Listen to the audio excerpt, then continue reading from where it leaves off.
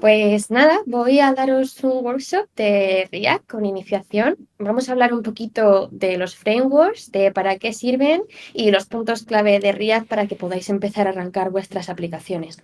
Entonces, yo toda la charla la voy a basar en esta aplicación que me he hecho, que es una aplicación súper sencilla. Os explico cómo va. En esta pantalla tengo solo un botón, usuario aleatorio, que al clicarlo me lleva a otra página, user, barra y un ID. En este caso el número 2 ha salido random. Y en esta página ya muestro una card que tiene el nombre de la persona, una imagen que me viene de API, todos estos datos me vienen de API, su nombre, su email, un botón de seguir o dejar de seguir, que al dejar de seguir resta un seguidor y al darle a seguir aumenta uno. Hemos pasado de 7.314 a 7.315 y una lista de imágenes. Una aplicación muy sencilla, pero nos va a permitir ver muchos conceptos. Bueno, ya os he hecho un poco la introducción de qué va a ir este taller. Vamos a ver las secciones. Primero veremos qué son los frameworks, para qué sirven, por qué deberíamos utilizarlos en lugar de tirar HTML y JavaScript puro.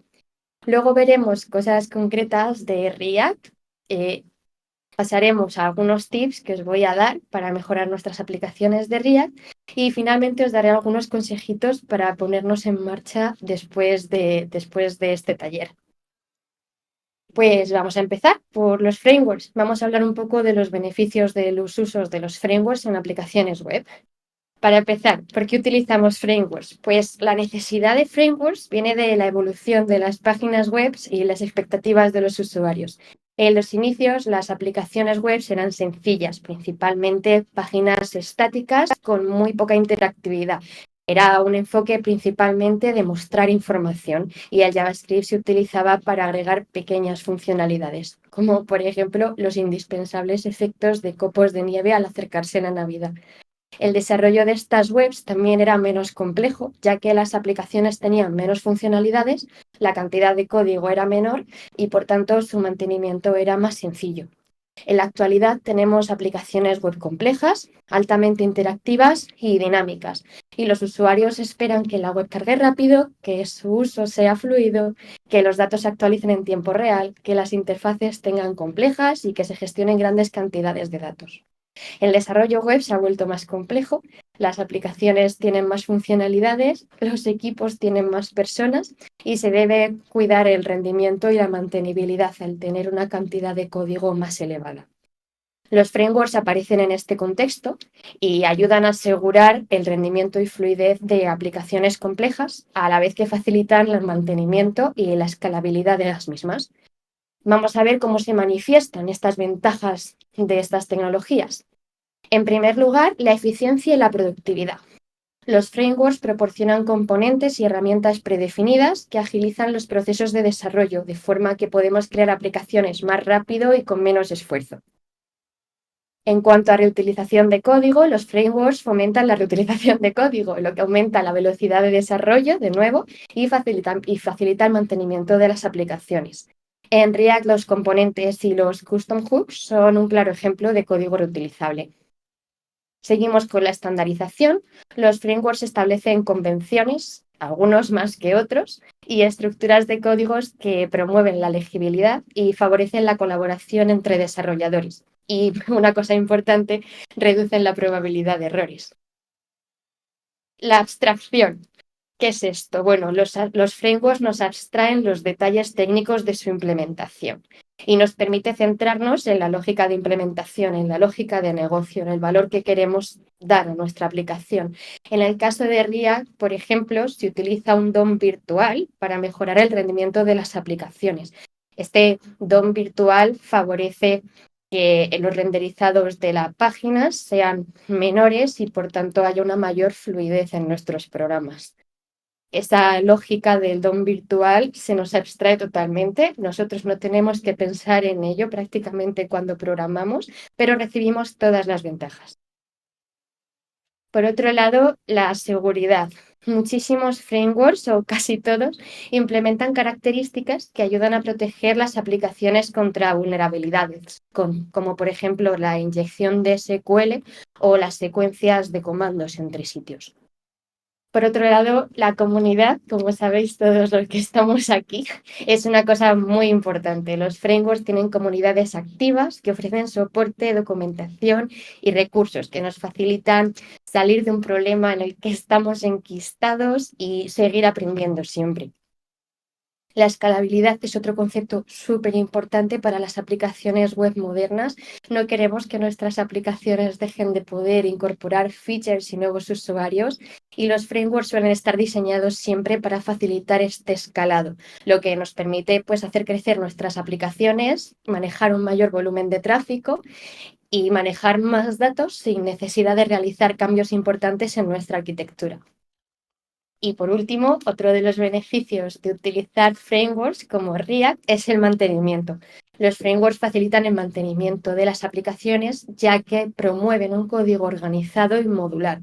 Esto reduce la complejidad y facilita identificar errores y poder corregirlos. Vamos a pasar ahora al apartado de React, ¿vale? Va a ser una introducción muy introductoria. Quiero ver los puntos principales de React y que seamos capaces de empezar a arrancar nuestra aplicación, queramos hacer lo que queramos hacer. Entonces, ¿cuál es el primer punto cuando hablamos de React? Pues, ¿qué es React?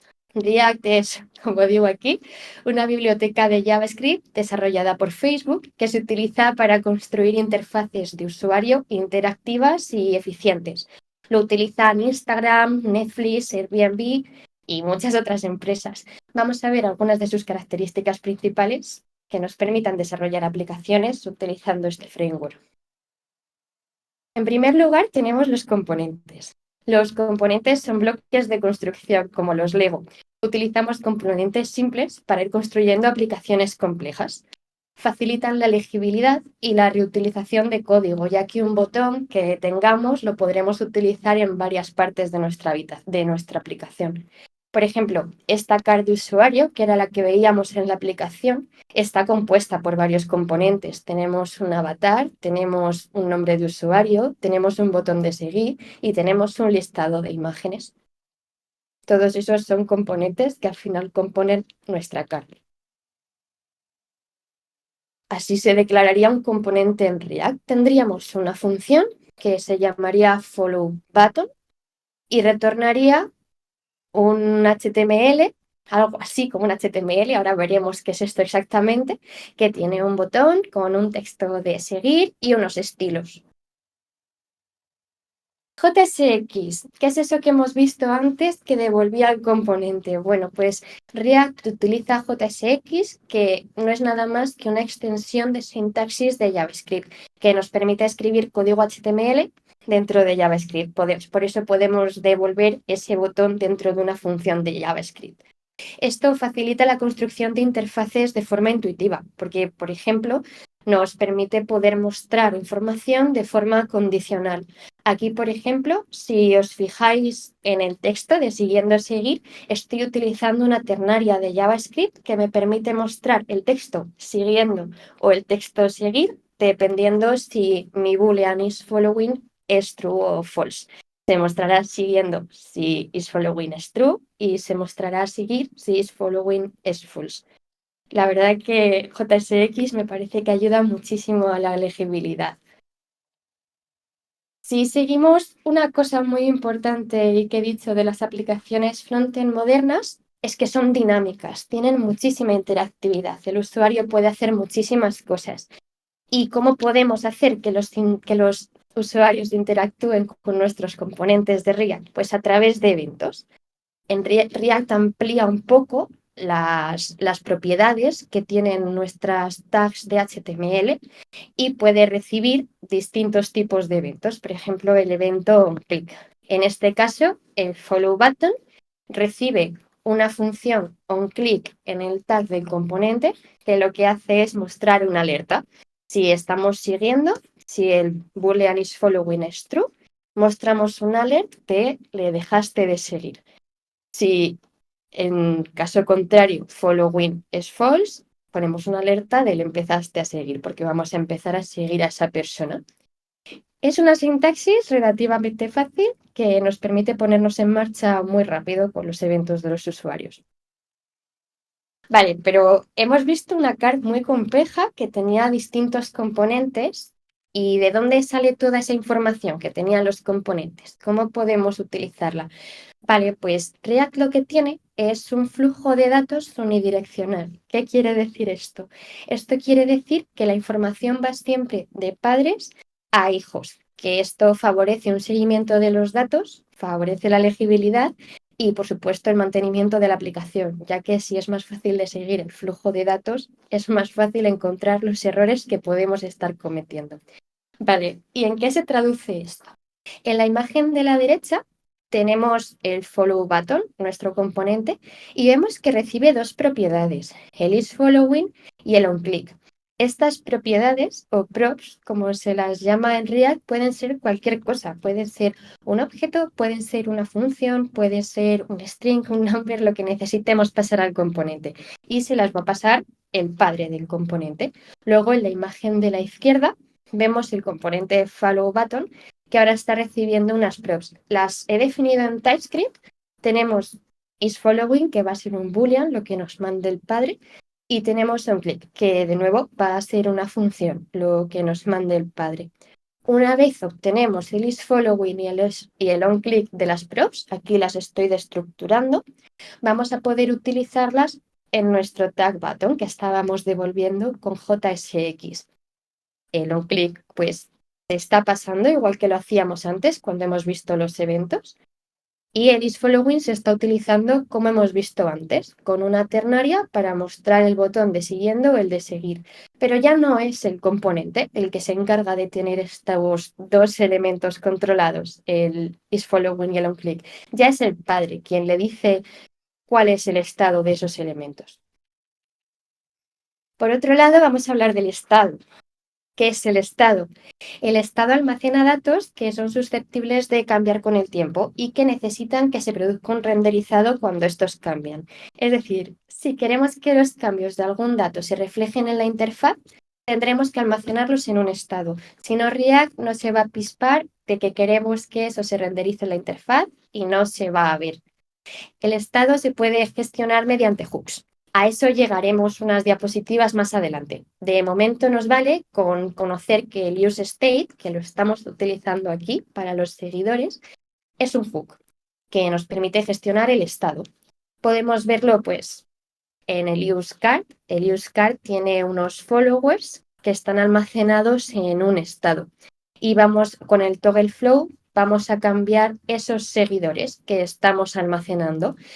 Si estamos siguiendo al usuario y clicamos el botón, vamos a establecer que los followers sean los followers que ya haya habido, eso es el pref, menos una unidad. O sea, si teníamos 5 seguidores, incluyéndonos nosotros, y dejamos de seguir, vamos a tener 4 seguidores. Y eso se va a almacenar en el estado followers, actualizando la interfaz.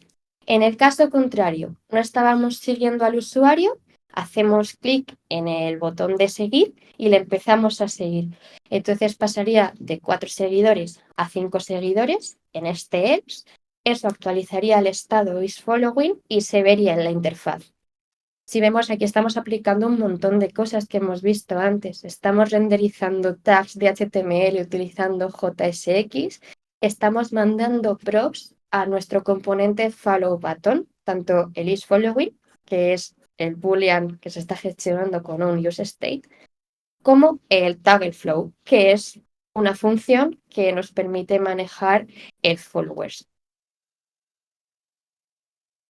Bueno, más cosas, listas y claves. Pues gracias a JSX, esta sintaxis que estamos viendo que extiende JavaScript para poder manejar HTML, es muy fácil renderizar listas en React utilizando cualquier función de JavaScript. Utilizando map podremos renderizar los elementos de una lista utilizando un componente. Si le añadimos un sort, pues podremos hacer que estos elementos estén ordenados por algún criterio. Si añadimos slides, pues podremos renderizar una cantidad máxima de elementos. Aquí estamos viendo en el project list que, si os acordáis de la aplicación, es esta lista de aquí con imágenes. Estamos viendo cómo renderizamos un unordered list de HTML que tiene una serie de list items de HTML también. Lo que estamos haciendo es coger los projects que se nos mandan por props y utilizar la función map de JavaScript para devolverlos como list items y simplemente metemos el project card dentro. Una cosa que se me ha olvidado, si veis aquí en el list item utilizamos una key. Esa key es muy importante en React dado que utiliza el DOM virtual. Ese DOM virtual del que he hablado antes que hacía magia con las renderizaciones para no hacer renderizaciones extra cuando no cambiamos información relevante. Ese DOM virtual. Simplemente el key lo que nos hace es saber a qué elemento de la lista nos estamos refiriendo dentro del DOM. Y esto evita muchos problemas cuando tiene que haber adiciones, delete, ¿cómo se dice delete? ¿Borrados? Sí, o movimientos. Básicamente es importante porque nos indica qué elemento del DOM hace referencia a ese elemento. Pero voy a dar también una introducción a los hooks, que son una cosa muy importante de React. Los hooks no son nada más que funciones especiales de React que nos permiten como engancharnos al estado de los componentes y así nos permiten hacer acciones concretas en momentos concretos del ciclo de vida de los componentes. El useState ya lo conocíamos, ya lo habíamos visto, pero no lo habíamos tratado bien como un hook. El useState es fundamental para gestionar el estado de un componente. Eso que habíamos visto que si no metíamos el elemento que queríamos cambiar en un estado no se iba a renderizar en la interfaz. Así, utilizando el useState podemos producir cambios en los renderizados y hacer que la UI cambie. Si vemos este ejemplo ya lo habíamos visto, el useState tiene el isFollowing y el setIsFollowing y lo estamos estableciendo a true de inicio. Con el toggle following hacemos que el estado isFollowing cambie al contrario. Pref hace referencia al estado actual del isFollowing y al negarlo hacemos que cambie al contrario. Si es true lo cambiaremos a false. Si es false será true. El unfollow, ¿qué hace el unfollow? Hacemos que el isFollowing pase a ser false porque ya no vamos a estar siguiendo a la persona. Y con el follow lo contrario. Si queremos seguir a la persona, pondremos el isFollowing a true. Al estar en un estado, de nuevo, todo esto puede producir cambios en la interfaz. Otro hook, el useEffect. ¿Qué nos permite hacer el useEffect? El useEffect nos permite ejecutar acciones cuando un componente se monta, cuando un dato cambia o cuando el componente se desmonta. Es muy útil para crear listeners y eliminarlos o para hacer peticiones. Aquí, por ejemplo, es el caso que estoy utilizando en la aplicación para llamar al API. Estoy haciendo un fetch en el momento en el que se inicia el componente del card. Ese fetch me devuelve una data que yo guardo como un usuario nuevo y lo establezco en el estado del usuario y también pongo a los followers del usuario. Este useEffect corre cuando se inicia la aplicación, o sea, cuando se inicia la pantalla, dado que yo he pasado como segundo parámetro un array vacío. El primer parámetro es la función que queremos que se ejecute y el segundo parámetro es un array. Si es un array vacío, solo se va a ejecutar en el momento en el que el componente entre en acción en la aplicación. Si es un array que tiene elementos, se renderizará cada vez que uno de esos elementos cambie. Por ejemplo, si yo hubiera metido un username, por ejemplo, si el nombre de ese usuario cambiara, se volvería a ejecutar este fetch. Y por último, también podemos no pasar este segundo elemento. No es necesaria esta segunda propiedad. Pero si no la pasamos, el useEffect va a correr cada vez que se produzca cualquier cambio en la pantalla. Bueno, los custom hooks. Esto es algo un poquito más avanzado, pero quería verlo con vosotros. Un custom hook nos permite mucha abstracción de lógica, nos permite mucha personalización y no es nada más que de nuevo otra función que se engancha al estado del componente y que nos permite utilizar otros hooks. ¿Para qué se utiliza esto? Pues, por ejemplo, para hacer que la lógica de un componente pueda estar aislada del componente y separar la vista de la lógica. En este caso que os muestro, he hecho un custom hook que se llama useGetUser. En React es importante que los hooks empiecen por use, USE. Se hace así pues porque React lo manda así y es más legible y sabemos de qué estamos hablando. Bueno, este useGetUser está utilizando el hook useState y el hook useEffect y los utiliza para poder devolverme el usuario que obtiene del API y toda su información. Yo esto lo utilizo en un componente y así no tengo que poner toda esta lógica del tirón en un componente que podría ser meramente visual. Es mucho más fácil para testear, mucho más fácil para leer, porque no tengo que ir a leer lógica si estoy viendo una vista y viceversa, no tengo que ir a ver nada del renderizado de una vista si estoy leyendo la lógica que tiene por detrás. Vamos a analizarlo un poquito para repasar lo que ya habíamos visto. Tenemos tres estados, tenemos el user, el followers y el is following. Uy, perdón.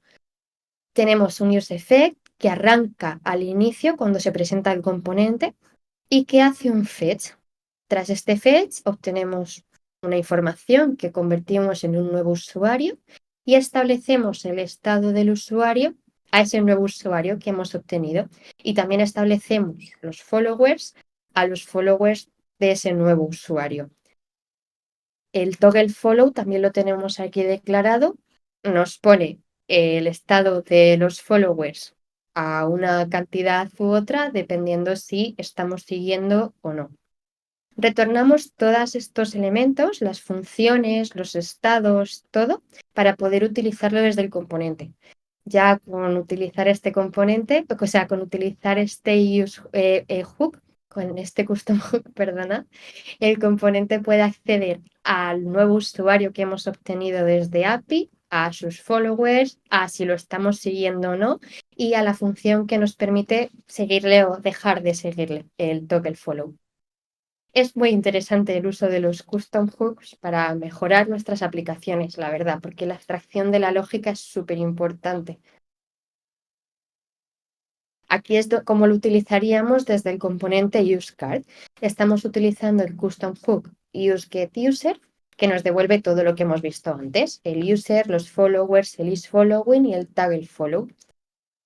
Si lo vemos, estoy utilizando el user por todas partes. Al avatar se le pasa una propiedad src que es el user.image, un username, que es el user.getUsername, y el isVerified, que es el user.getIsVerified. Al follow button, que ya lo habíamos visto antes, se le pasa el isFollowing, que obtenemos del useGetUser, y también se le pasa en la propiedad un clic el toggle_follow, que también lo obtenemos del useGetUser.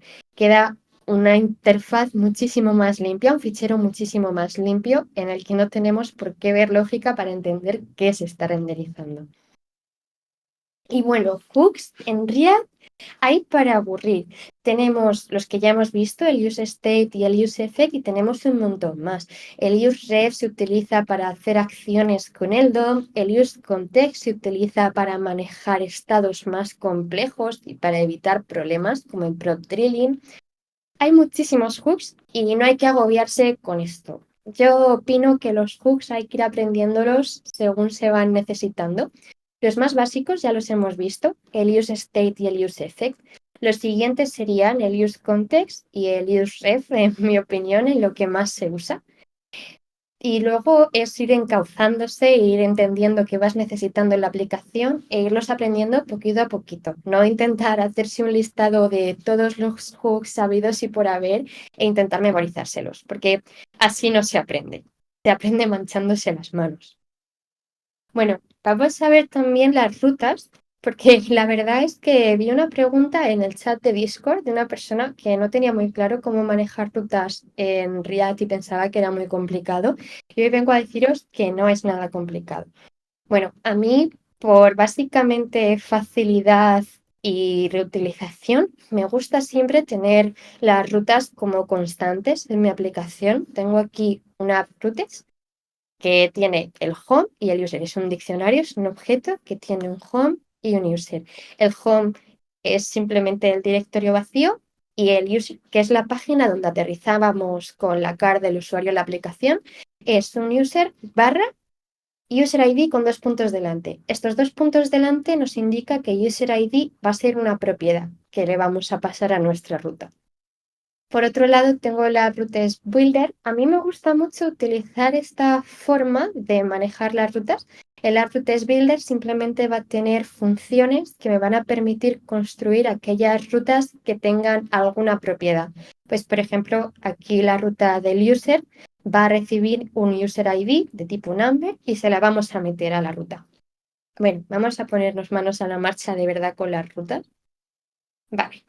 Para utilizar las rutas en React se tiene que instalar la librería de React Router DOM. Es la que se utiliza, vamos, yo diría que siempre, nunca me he encontrado que se utilizara otra librería distinta. Entonces, del React Router DOM necesitamos el browser router, el routes y el route. El browser router va a envolver el routes, que va a envolver cada una de nuestras rutas definidas. Una ruta tiene un path y un elemento, menos nuestra ruta inicial que no necesita un path. Con ponerle index a la ruta donde quieres que aterrice tu aplicación nada más empezar, listísimo. El path va a ser, pues, el path que corresponde con esa ruta. En este caso, el app.routes.user corresponde a esta ruta, al user barra user ID. Y el element corresponde al componente de React que tenemos en nuestra aplicación que queremos que se renderice en esa ruta. En este caso, en el index, en la ruta inicial, barra, nada más, se va a renderizar el homepage.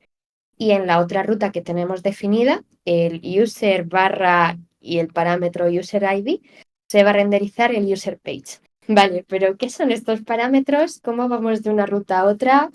Vamos a ello. Vale, lo primero, los parámetros.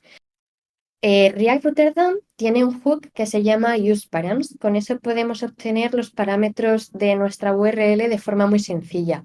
Ese 2 que se estaba mostrando en la aplicación, en la ruta, cuando se ha mostrado la car del usuario, este 2, no es nada más que el user ID que le estamos pasando a la ruta y que en esta aplicación se genera de forma aleatoria.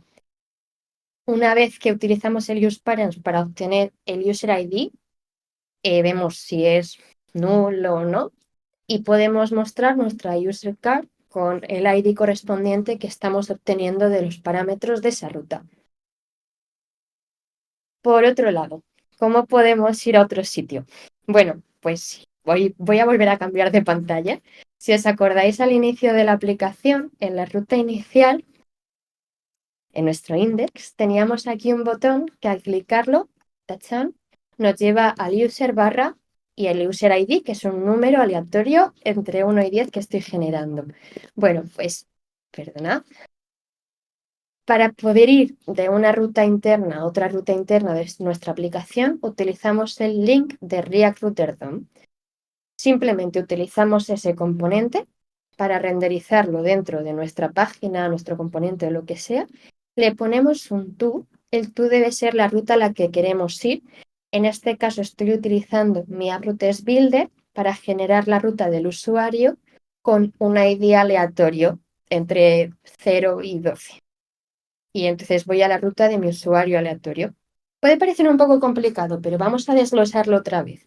Vamos al builder.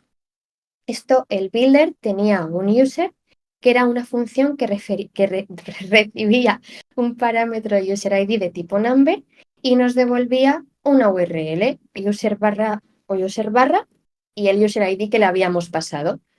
Eso es lo que está haciendo nuestro app.routesbuilder.user, al que le estamos pasando un número aleatorio entre 0 y 12, que nos da el getRandomID.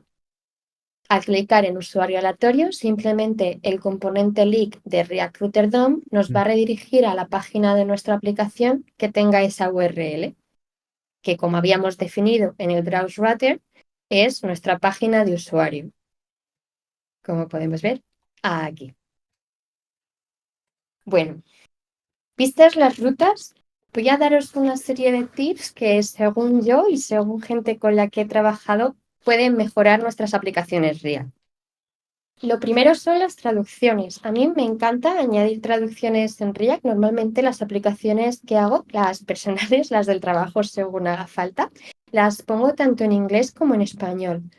Con React y un 8N es facilísimo, es una biblioteca que te lo da todo muy sencillito y además te permite tener todos los textos de tu aplicación en un solo fichero, de forma que es muy fácil cambiar copies cuando hace falta, reutilizar textos cuando hace falta y todo eso.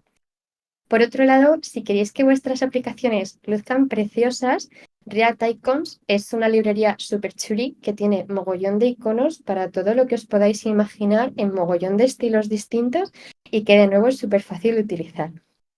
En cuanto a estilos, a mí me gusta mucho utilizar tanto Class Names como CSS Models. Class Names es una biblioteca que nos permite jugar con nuestras clases, nos permite unir varias clases sin tener que recurrir a interpolación, nos permite poner una clase u otra dependiendo de booleans, nos permite mucho juego que además queda muy legible y que es muy útil. ¿Y por qué me gusta utilizar CSS Mothers? Pues bueno, React no tiene una abstracción por componentes de los estilos. Esto significa que si tienes un componente padre y un componente hijo que tienen alguna clase igual, se las van a estar pisando. Si tú tienes un componente lista y un componente ítem y los dos tienen un componente usuario y en uno el usuario tiene el background verde y en otro el background red, se van a estar pisando. No va a estar como tú crees, va a ser difícil de buguear porque el estilo no está como tú crees. Y con CSS Models nos quitamos esa preocupación. ¿Por qué? Porque hace que el estilo que tú le apliques a un componente de React sea exclusivo de ese componente. Para eso internamente le cambia el nombre y cosas así que no nos interesan mucho ahora, pero es muy buena idea para no andar liados con qué clase está pisando a qué clase dónde. Por otro lado, os recomiendo mucho aprender sobre patrones de diseño y arquitectura también, pero patrones de diseño. React 18 Design Patterns está súper bien, lo recomiendo mucho para aprender.